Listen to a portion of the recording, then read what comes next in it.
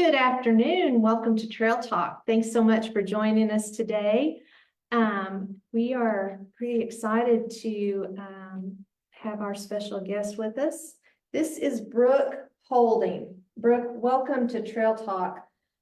Brook and I have been trying to get this interview scheduled for a couple of months, it seems like. Yes. The spring is a busy time. Yeah, spring is busy. I had some things come up. We had a day scheduled and then I had something come up and I had to reschedule. Anyway, look at us. We're both in the same room right here live today. Exactly, yeah. So we're live at the Chisholm Trail Heritage Center in Duncan, Oklahoma.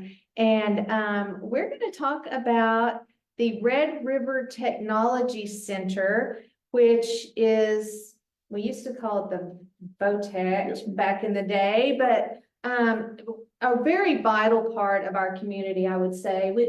I'm sure you would agree. I would agree with that. Brook, you're currently the Assistant Superintendent and Campus Director, is that right? That's correct. At the Technology Center, but that's about to change. It is. And July the 1st, you will take over as superintendent there. Yes, Dennis Loafman, who is my predecessor, he's been my mentor and been the superintendent for my 12 years. Well, actually 11 and a half, and Ken Lane was there previously. But Mr. Loafman's been a great mentor to me, and he's done a great job with the center. We've added some, several programs in his tenure there, and have a good variety of programs now to offer students in our community and our partner schools and adults in our community. So, I'm excited and just, I thank him and thank the board for, putting the trust in me for this position. Right. That's very exciting. Congratulations. Thank you. Before we jump into like all of those kinds of changes and things about the Technology Center, tell us a little bit about yourself. Are you from Duncan or this area? I am not from Duncan. I'm from Blanchard, Oklahoma. So just, right up the road. And so I was born and raised in Blanchard and got into education. It was in common education for 15 years. Was a biology science teacher, and baseball coach was kind of what I did. I was at Marlowe High School for 13 years prior to coming to Red River, and now I've been to Red River for 12, so almost as long as I was at Marlowe. Almost. So when you left coaching and teaching high school and went to the VOTEC, did you go there for that administrative position? I did. I had gotten into administration while I was still at Marlowe. Oh, so okay. I was in administration for 4 years at Marlowe prior to coming to Red River. So I'd already got my feet wet in the administration side, but I was still coaching too. So that was a lot. And I had two kids. And so full-time coaching, administration, and 2 kids was a lot. And A full plate for sure. Full plate. So leaving coaching, was that a difficult decision for you? I mean, I've talked to people before who were coaches, and sometimes it's like, I always wanted to be a coach and I picked this to be my classroom area that I wanted to teach. Right. Was that how you were? It was, especially in the beginning, the first couple of years, at 3:30, I thought I should be mowing a baseball field or coaching. Now I did get, the dad little league thing. So I got a little bit of a fix with my own kids. Right. I coached my son, his little league baseball team, and my daughter, softball team. And so I got a little bit of the coaching fix with my own kids. And, it was also nice to be able to, go up there, take both kids up there and work with them, and then I could go home too. So that I missed it, and I missed the competitive part, but then there are also some things that, on a Sunday afternoon out mowing the baseball field, I didn't miss that. Right. Late nights coming in from a game somewhere. Right. Yeah. Yeah. I'm sure my wife didn't miss that. Right. Yeah. She was the one going, yay. Well, I know that had to have been kind of a a big change for you though too, because you were leaving just that, I don't know, that everyday kind of classroom or, you know, closer camaraderie with the athletes, the students, you know, and for, it's a different, I mean, you're still in close contact with high school students at the technology center, but it's a different way that. It is, especially with the, you know, the extracurricular activities are, you know, is where you spend more time, but you know, you get both sides because, you know, our instructors, I mean, if you're at the high school, you know, you have them for 45 minutes and then they go to the next one. You have them for 45 and they go to the next one. Right. Whereas our instructors, especially our instructors, you know, they're with them half a day. They're with them 3 hours a day. And so our instructors really have to develop a rapport and get to know those students, you know, really well. And so, you know, the communication and the rapport that our instructors have is after 2 years, having them 3 hours a day is, and then going to see them in industry, you know, being successful in the job is really neat. As administrators, we try to get out there as much as we can with the students and, you know, in the halls and at break time and when they come in, you know, I mean, the good morning and trying to develop that. But I think, you know, myself and our other program administrators that we have, Mr. Pollock and Ms. Wade, I mean, I think they do a great job of knowing the students and advocating for the students. Ms. Conway, our counselor. So, you know, just it's a little bit different feel than you have at the high school, but I think we still, you know, try to still develop those relationships with the students. Right. So is the role of administrator different at high school versus a technology center? I think it's a little bit different. You know, if you're at the high school, you pretty well know, I mean, what your curriculum is going to be. It's, you know what's going to be offered is in the freshman level, sophomore level, you know, junior, senior level. And so that one of the neat things at the technology center is kind of looking out there in industry. What do we not have? What does our community need? And being able to, you know, try to put in place what our community needs as far as the industry goes. And so I think developing, you know, a program or a new place or a new industry that our students can go into is something that you don't, you know, maybe not. Don't get to Right. experience. Well, it's a lot more structured. A high school situation would be much more structured and can Exactly. overseen by a higher, Right. you know, level. Yeah. Well, that's something I hadn't even thought about is kind of that freedom to offer the things that would benefit that, which makes you guys, that's why I've said such an important part of our community, because I guess you can tailor the educational offerings you have to meet the exact needs of the industries in the area. And Career Tech does a great job of that. I mean, not only do we share within the different career techs in the state of Oklahoma, we also do a good job, in my opinion, of, you know, maybe you're in an area in Northwest Oklahoma where it's wind, you know, wind energy is a huge thing. And so you're going to have courses tailored to that wind industry. Whereas, you know, we have a little bit north of in our district, but as far as just the huge wind industry, it hasn't, we're not really in that area, but we're big into manufacturing, Right. you know, in this area. And so a lot of our programs are tailored to the manufacturing sector and the healthcare sector. I mean, Duncan's a huge healthcare sector too. And so, you know, what we offer here at Red River in Southwest Oklahoma, you know, are career tech programs, but they may be different for our part of the state, whereas Northwest, you know, they may do something different. And that's what makes us a unique and special system. I hadn't even really thought about any of that, but that's a really important role. And I bet that having that flexibility and kind of that freedom to expand or cut out or whatever really needs to happen. So is the technology center funded just like public schools or how is that? So we receive the same funding sources that the public schools do. It's just our formula is a little bit different, whereas, and it depends, where you're located too in the public, and it does for technology centers as well. So,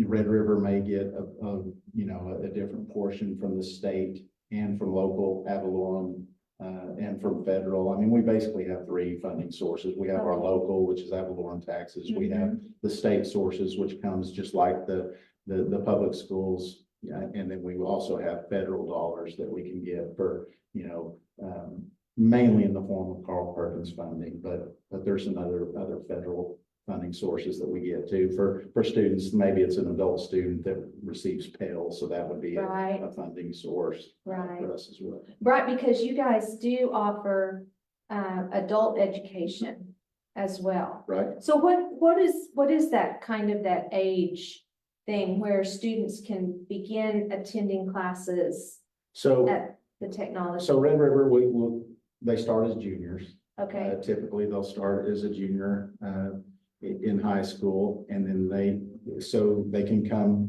those 2 years, they can start as seniors in most programs, and also start as a senior, and then their first 2 years out of high school, that they can come free and either finish up their program or start a new program, as long as they're within 2 years of their graduation date. So wow, it's a good deal for a high school student. wow, that is really awesome. And in recent years, especially with the skyrocketing price of higher education, college hours one of my kids was telling me about a master's program that he was looking at, and he said, it's only $410 a credit hour.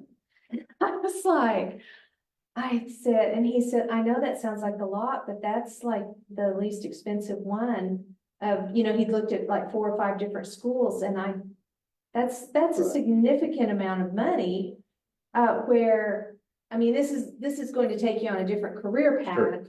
But for a student who needs to make a choice that depends on financial support, a Right now, technology center would be a great answer. and there's some different, some of the just like the colleges, different technology centers are gonna have some different tuition rates, but we're fairly similar. I think we're at $2.50 an hour, but that's not a credit hour. That would be a clock hour for us. And so most of our programs are going to be right around 1,000 hours. So you do the math to we're going to be anywhere from $2,300 for a program, on up to our LPN program has more hours. So, Right.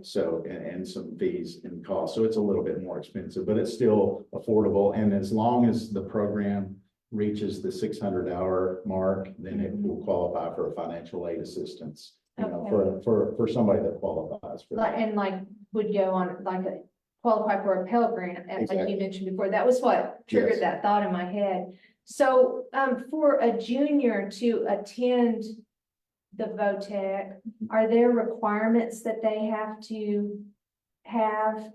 Well, they have to be Or- on track for graduation, Okay, and because, I mean, that's the most important thing, because without a high school graduation, it doesn't matter how good your training is, just almost any industry or any thing that you're going to go into, you're going to have graduated high school. So the main requirement is that you're on track for graduation. And other than that, I mean, it's an application process, and we do have a limited number of seats per class, but for the most part, if the ones that apply to those programs generally get in. I mean, there are some exceptions, and when we see exceptions, if we see them over the long term, then we try to modify our, an example of that is our welding program. For my first probably 8 years, I guess, we were a 1-teacher welding program, so we could take 18 students in the morning and 18 in the afternoon. We had 30, so we had 36 total spaces. And so over time, we saw a waiting list and kept seeing the waiting list for that program. As you know, welding's a huge industry Right. in our area. And so we added a second teacher.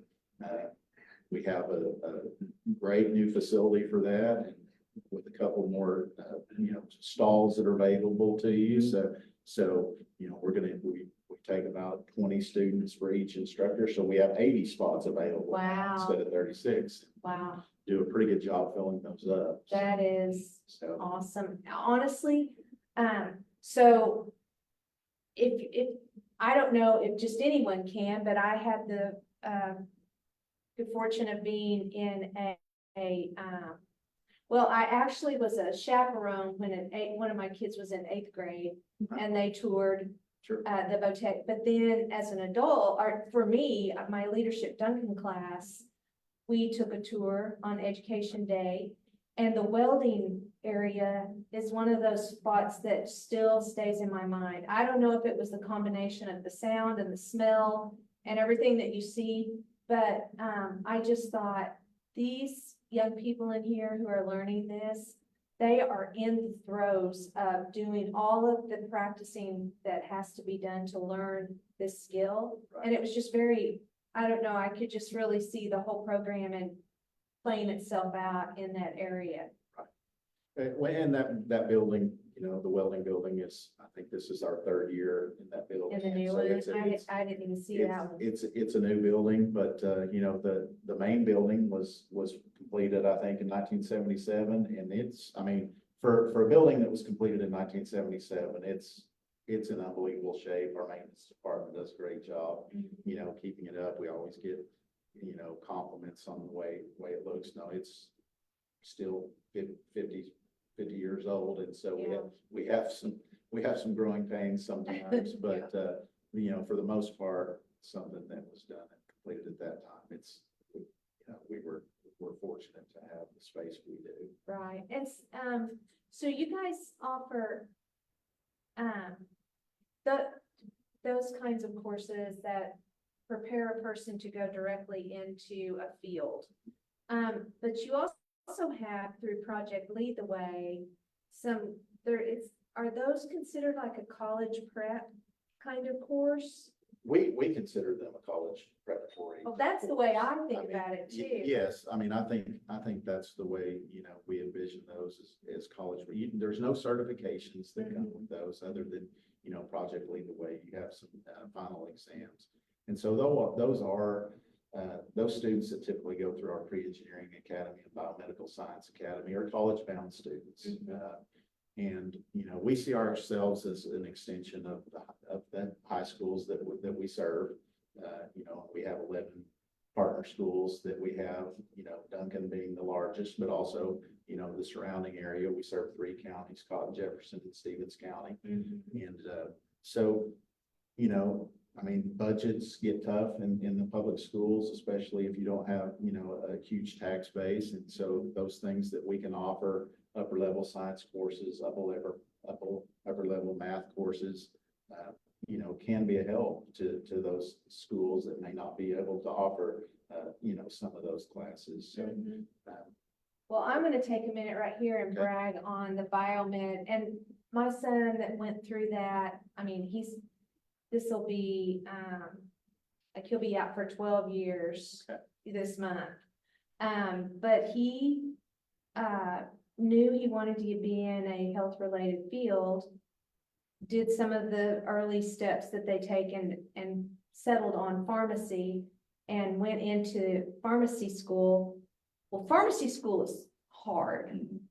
So one of the things that he learned was a lot of really good study practices through the biomed, because those are next level courses that they take. Those are not easy science courses. Plus, they have so much, even 12 years ago, the equipment that they have to extract DNA and do things like that in high school, I've just thought, what an opportunity.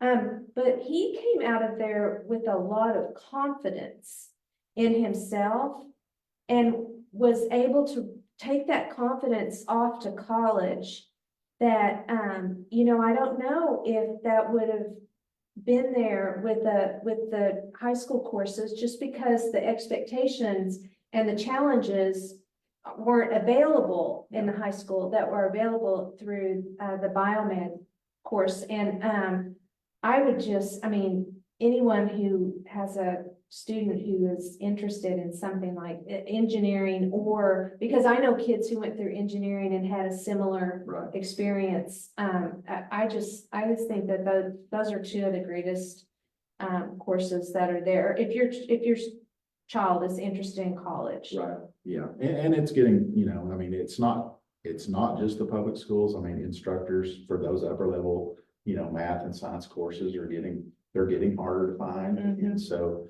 for some of the schools that are outlying, smaller communities, it's hard for them to fill some of those positions. So if we can be a partner and be a place for the students that want that, I mean, it's not for everybody. No, But I think we do have something, if it's not pre-engineering, or if it's not in the biomedical science academy, maybe you're interested in the health career field, or maybe Exactly. automotive services, or welding, or HVAC. We've just got so many things. We have 14 programs, and I was wondering how many there are. yeah, with 14, and on some of them, there are some different certifications embedded in those. So you could probably branch out and say there's more than 14, but really we have 14 programs. And so whether it be health, whether it be, working with your hands, or you want to go on to college, or you want to come get a trade while you go to college. Right. There's something for everybody. Right. And so I would encourage anyone interested to come by and give us a look, and give us. So is that what someone would do? I mean, obviously, like 8th grade students in Duncan go. Do 8th grade students in all the counties get to come visit? Every 8th grader in our county has the opportunity to come visit. And so we'll do that when they're in 8th grade. At their 9th grade level, we try to go out into the school and give them some more information, maybe start working on a, plan with the students on, because you do have to start thinking about it with graduation requirements. Okay, especially if you're coming in maybe the academies, what do I need to take? Yes. What do I need to take my freshman year? What do I need to take my sophomore year?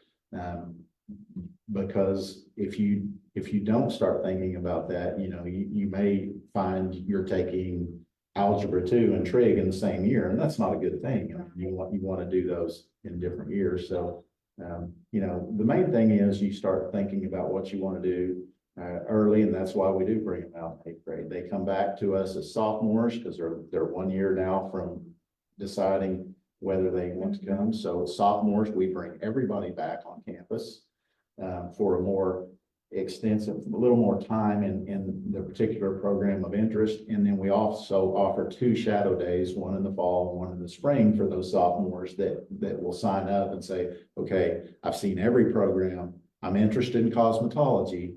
I'm going to come back and shadow a day in cosmetology and really get immersed, because 10 minutes in a class doesn't really immerse you in the actual, what you're doing on a day-to-day basis. So they do get a chance to come back and really be with those students and those instructors for not a full day, but probably a half day, 2 or 3 hours of time. So I just had a flashback of when I was probably in middle school. I lived in Caddo County, so Fort Cobb was where the VOTEC was, what we referred to it in those days, was. And there was some, like a 2-week kind of camp thing in the summer. And our school took a bus of us, and we went over to Fort Cobb every day, and we could take we could take 4 different, be a part of 4 different programs that they offered over there, like 1 in the morning, 1 in the afternoon, 1 week, 1 in the morning, 1 in the afternoon, the next week. And it was just a whole bunch of kids, like middle school age kids, going over and having like this a little more in-depth kind of experience. I don't know what that was through, what sponsored that, but we've done some similar. We've done some STEM camps in the summer for really middle school kids to get some immersion into the STEM programs. We've also done for it hasn't been for the students, but we've done it for some of the faculty. We've done teacher camps to where we brought teachers from our partner schools. And so that, you know, the teachers might do welding, they might do drafting, they might do health. So How those fun. teachers get to go into, and so we have teachers that maybe they're a kindergarten teacher and they've got a cutting torch and they're cutting metal with a torch and we've had them say, I went home and showed my husband the pictures and they couldn't believe y'all let me loose with a cutting torch and so, yeah, we've done that. It's been a minute since we've done that, but we have had them on campus. We also host the science fair. You've been a part of that. Oh, yes. Go judging the science fair. I love that. Yeah, so we did that again this year. We do it in the spring, right around spring break, a little after spring break, I think is when that normally is, and had good participation with that we call it the Stevens County Area Science Fair. So we try to attract more than just Stevens County, and we do with, some of our schools like Walters or so on, but that's been a success. We, just like everybody, we took a little hit in 2020 on our science fair numbers. In my head, I had a couple of things I wanted to ask you about, and I was wondering how that impacted your facility. Well, everybody, as far as our full-time programs, we just, like everyone, we had to just make it work and survive the spring of that year because Right. everybody pretty much got shut down, and we tried to, how do you teach welding or cosmetology online, it's, Well, how were they able to? they call it complete- virtual learning. It's Right. virtually impossible for us to learn Yeah. is what we say, but we did the best we could. I mean, Could a certification be completed? we were far enough in for Okay. most of them. And the good thing is the ones that weren't far enough in, they got to come back the next year because they're 2 years. Right. Probably the ones affected the most by that were the adult students at that time, because adult students can come full time. And so if it's spring break and you're an adult student, you're not as far enough in, you're not far enough in, and you're not going to get to come back. So they did have the option. We gave all our adults that year the option of extending their time if they wanted to. Some chose to do that. Some decided, well, the year that we came back in August, that they would go ahead and come back and complete whatever training they felt they were short on. And we, even though technically that was a longer period of time, they weren't charged any extra for those hours. So, Right. so it was we had some that thought they were far enough through that they could just complete and go to the workforce, which, I mean, that's the whole goal anyway. So Right. if they felt like they were ready for that, then we let them do that. But anyway, our numbers full-time, we were fine. I don't think it affected our numbers. No, it did affect, because we do the business and industry training. We do safety training for, some of our area companies. We do a lot of the HR type training. We'll do, Excel training. We'll do small business training. And so our business and industry side has a lot of training opportunities for private companies. Right. And so I think that took probably a bigger hit just because companies weren't able to maybe go seek some of the training that they were used to being able to do. So this training that you're talking about, are the people that work for the technology center, they're the ones who conduct the training? So we do it both ways. We have an industrial coordinator, what our title is industrial coordinator. They do not do much training themselves, even though they can if they're qualified to do a certain training. Their job is to go out and, if a company comes to us and says, hey, we've got, 15 employees, they need Microsoft Excel training. Right. His job is to go out and find a trainer, help develop the curriculum, and then we help that company with the training. And we can do that cheaper than they can do. I'm not saying it's free of charge, Right. but it would be a cheaper for us to help them with that training than they could go out and hire somebody to do it on their own. We also have a safety trainer to where he is our employee. And so if we need to do forklift training or, we do some training for area schools, safety type training. He CPR first aid, we do those types of trainings where we actually just send our trainer out and they conduct those trainings, sometimes on our site, sometimes on the side of the company. So We do it both ways. is like a safety, is that like a course opportunity, or do you have a safety person there because of all of the different industries that you're teaching and have all of That's the right. equipment? I mean, Okay. because of all the industry, I mean, OSHA training, you've probably heard of OSHA, Mhm. a lot of the manufacturing companies require their employees to go through OSHA 10 training.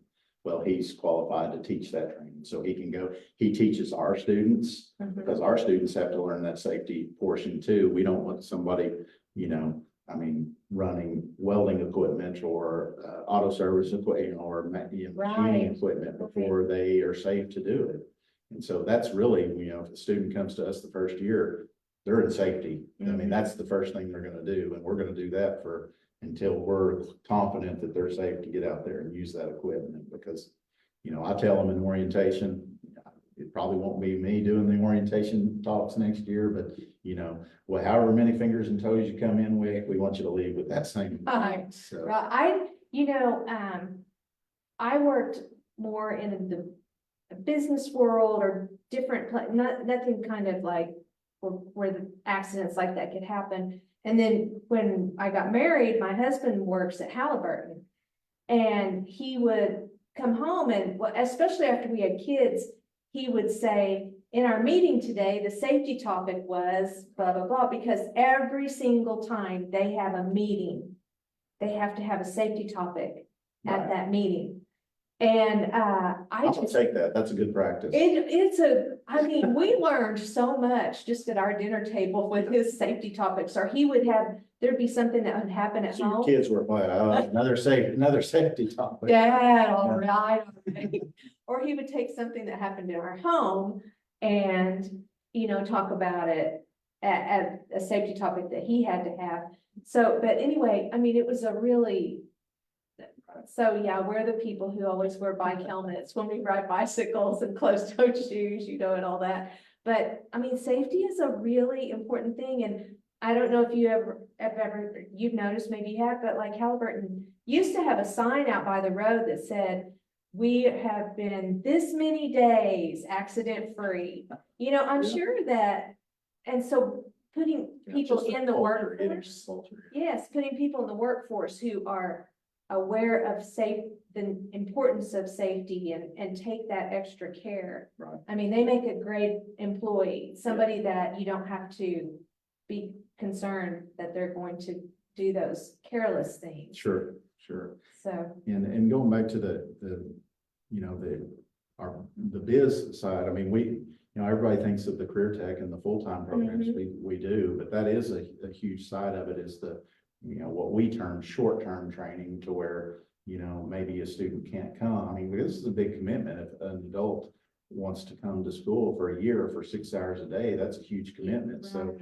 if I want to maybe I don't want to go through the whole welding program, but I want to do a night class to where I can learn, a process that, might help me on the farm, or it might help me, I like to tinker or do some art, welding type art. Maybe I want to, so they can enroll in a short-term class and come in the night, at night. Sometimes we bring in a different instructor. Sometimes our daytime instructor wants to do that, and so we do it both ways. But we do a lot of extra health programs that aren't technically a full-time program, but we're still doing, medical, pharmacy tech or long-term care training on a short-term basis, to where it's not, the student doesn't have to be locked in. They can still work during the day, come at night and do those trainings. So, and then we also offer what used to be termed as GED classes. Now we call it adult basic education, ABE. We have ABE in the daytime and night, so a student that wants their, equivalency can come and do that. We've had a lot of success, and we've had several coordinators, that have helped with that, and they've all done a great job of getting students that wanted to come through that. If a student does the equivalency test now, do they have to do the, like, citizenship That's- part as That's a good well? question. That's a good question. Don't know I that? don't know the answer to that. I'll find out. All Like they right. did, because they do now in the high schools. They have to do Right, that. right. So that's a good question. That may be part, they have to pass a certain, test in each discipline to get it. So, that would, maybe I would think that would be the part of it. history discipline if that was part of it, but I don't know. I don't have to find out the answer to that because that's just recent legislation that requires it. Exactly, the last year Yeah. or so, so. But I'll find out. Interesting. So it sounds like the technology center has something for just about anyone. I think so. I think that is such a great, opportunity for someone who, now, do you guys partner with, like, the job service, the state job service when there's a layoff or people are ready to, they need to find a different career track or, okay, We do, we do, partner with them, and we actually, have a liaison of theirs on our campus. oh, okay. And so, if that person needs to go into and get their, graduate equivalency, they can do that. If they've already done that and they want to retrain, after a layoff, then there's funding available for students that want to do that. And that's typically what happens with our adult enrollment. Our high school enrollment stays pretty, fairly stationary. I mean, we're gonna get,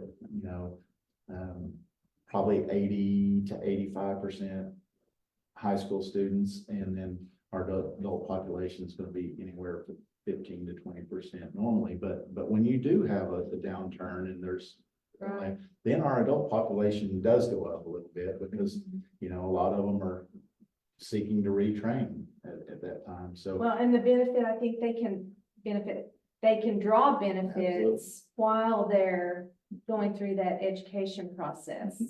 So that's a helpful situation. Do you stay kind of maxed out in your classes as far as how many students you can take? Like you more than doubled your welding program. it kind of depends on the program. I mean, for the most part, I would say we feel, those classes are full. Now this time of year, they start, a lot of them start completing. I mean, we're only, a week or two away from completing our session. And so, those students that have met their hours requirements, because we actually have more hours available to us during the year than are actually required to get the program certificate. And so if a student, I mean, we have students that even though technically they were in, this whole year for 2 years, they've met their hours requirements. And so they're not with us anymore. They're out working. Yeah. And that's what we want. I mean, and so as long as our instructor, that they've met the hours requirements and our instructor, is going to sign off that they know what they're doing. Now, it's a little bit harder to do that with, high school students because they have to go back to their high school. Right. And so they generally stay with us till the end of the year, but an adult student can, they can do that. But, yeah, we've already, pretty much done enrollment for next year. I mean, we'll still be adding students right up until day one, but, for the most part, those courses are full. And like in the summer's coming up, what kind of activity goes on there during the summer months? Well, we still do the short-term programs never shut off. So Okay. we're gonna do long-term care classes. We're gonna do some welding classes. We've done machining class. I mean, we're still rolling classes all the way through the summer. They do have, some breaks that the short-term classes take, maybe a week or two, then we pick right back up. Our practical nursing program, they run it through and they'll end in June, and then they'll start a new one in July. So Oh, wow. they don't, they get, those instructors get a couple weeks of vacation, and then they're right back in with a new class. And so that that one really never stops. We roll in, 27 new students and they start a new program with them. So they'll graduate in June, new one starts in July, and we do it all again. So it's a fast-paced program, but it's a great program. Amanda Churchman, our coordinator there, she does a great job. I mean, and those LPN students are very sought after by our Right. hospital and by our, long-term care facilities. Right, exactly. So, and there's so much opportunity, and I know a lot of, people will get that certification and go to work Absolutely. and then be able to advance their education later on. Yeah, that's what we were talking about, before we started on camera is, seeing a student start they started as a freshman in our health careers program and go through our health careers program, which they get their long-term care. They might work as a long-term care aide and then go to our medical assisting program, become a medical assistant or a phlebotomist, which we have those people working, and then they may come back to our LPN program, get their practical nursing, go on to Cameron or one of the other higher ed institutions, get their nursing degree, and you just see it's just a progression that those students make, and it's neat to see. And I was telling you before that the neat thing about the career tech is, we can have a student with us 1 year and then the next year they're coming on campus to work on our equipment. Right. I've taken my vehicle in to get serviced and it's 2 of our students come Right. out to service my vehicle. And that's a neat deal. Oh, That's a neat deal, because they're feeding their kids. Exactly. If they have And it. you get to see the fruits of all the labor, all the education your facility provided. Right. And then they're prepared, Mhm. they're ready, they're hireable, and they're successul. What a great, So my son goes and gets his haircut. My wife get their hair, from a student that we had in class 2 years before. And so that, when it's cool when they brag on them and say, hey, they were really good, that person, and my son doesn't say anything. Right. Because, 19-year-old boys don't say anything, but Yeah. my wife does. So that's neat. that is. So, there's a new industry, or I guess not industry, well, kind of the way they do things, but at least a new company coming to town called Model One. Mhm. And they customize vehicles that transport, I don't know, what do you even call those? Like, I don't know for sure. like vans or buses. All I or know whatever. is in the nation, they're Yeah. may be the primary industry in what they do. in the Yeah, nation. so, I would be lying if I told you exactly what they do, but I know it encompasses a lot of different, processes and I think they have, a huge vision for what they're gonna do in our area, and hopefully we were a small part of that. As far as oh, what you they- guys were more than a Yeah. small part of that, because I had the opportunity to be at a meeting in the Duncan Area Economic Development Foundation. Met with them and they were able to find a building for them to start using locally. But one of the reasons they wanted to be here locally is because of the classes, the technology center offered, graduates could go straight out there and go to work. They could fill their workforce. They could fill all the spots they needed with people who were coming from the VOTEC. And it wasn't just, people with automotive skill. There's a graphic art part, because if they're customizing, they're designing and putting wraps on vehicles and doing all those kinds of things that, you see these vehicles all over. Right. And, so they had high praise for, our technology center. And I just thought, what a great combination of, not just a building provided and, other things about the quality of life of living in Duncan, but a prepared workforce coming right out of the technology center for them. And it's really it's a, you know, it's mutually beneficial to both parties, because when Red River gets new industry, and not just Red River, I mean, we get a new industry into Duncan, that's, you know, new people that are shopping in our stores, and new people that are, you know, building houses. And so it helps everybody.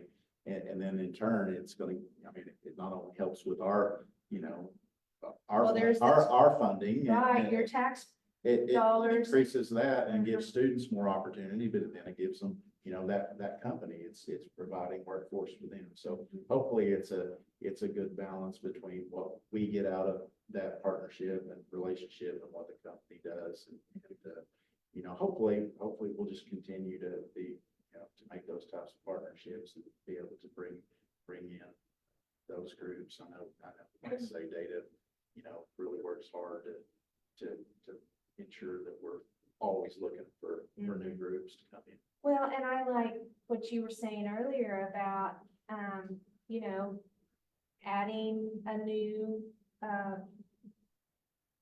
you know, training, or I don't know what you call it, program, adding a new program to fit a new need Right. in the community, if that were the case.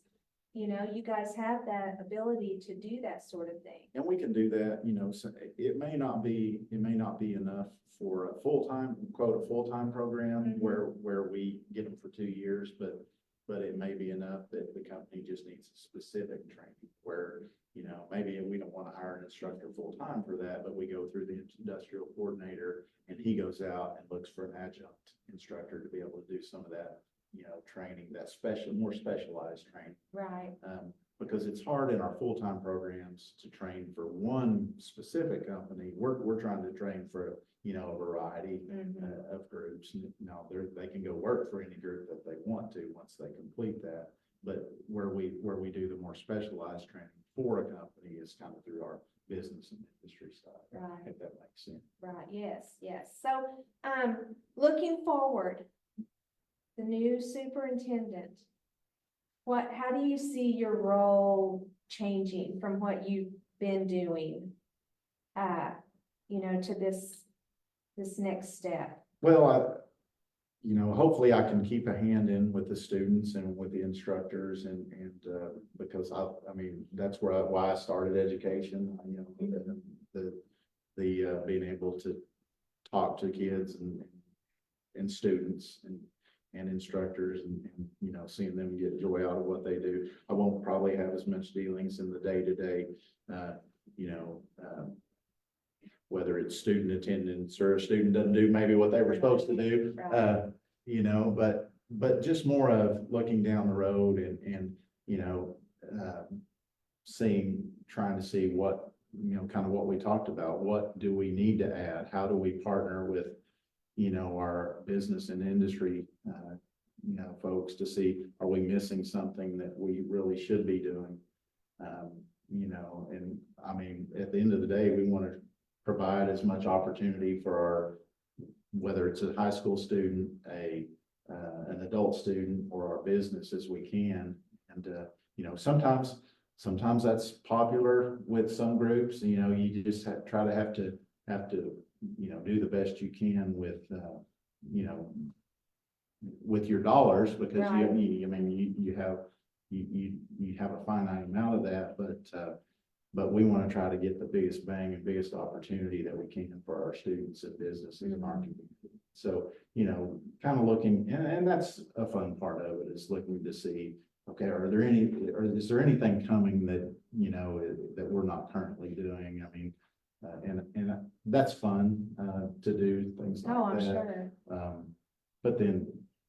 But then sometimes it means, you know, maybe you're doing something that was good It's 20 obsolete 20 now. years ago, but Yeah. maybe it's not as meaningful now. And that, you know, that's not as fun a process, but you know, sometimes that has to happen. Well, exactly. I was kind of wondering about that. I mean, even though you were able to expand and get a new welding building, you still only have so much space. Right.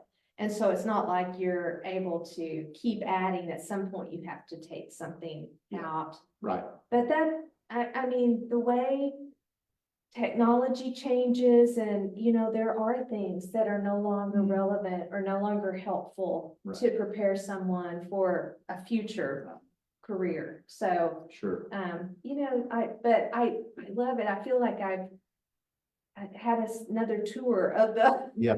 of the facility because there are a lot of things that either I had forgotten about or, in a whirlwind, however long we had that tour, maybe an hour or so, it's a lot to take in. Right. But- And anybody comes on campus, yeah, I mean, we love to show them around because we're proud of what we do. We're proud of our instructors. We're happy to walk down the halls and say, this is what we do here. And this is what, this is what the students get out of it, because that's what we want to say is what did the students get out of it? Exactly. So, yeah. Exactly.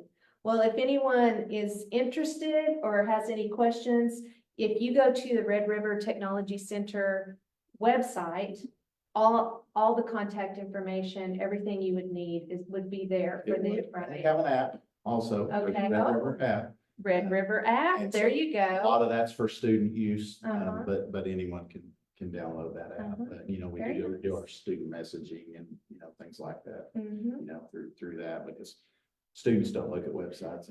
No, they don't. But Joe Q Public might. Yeah.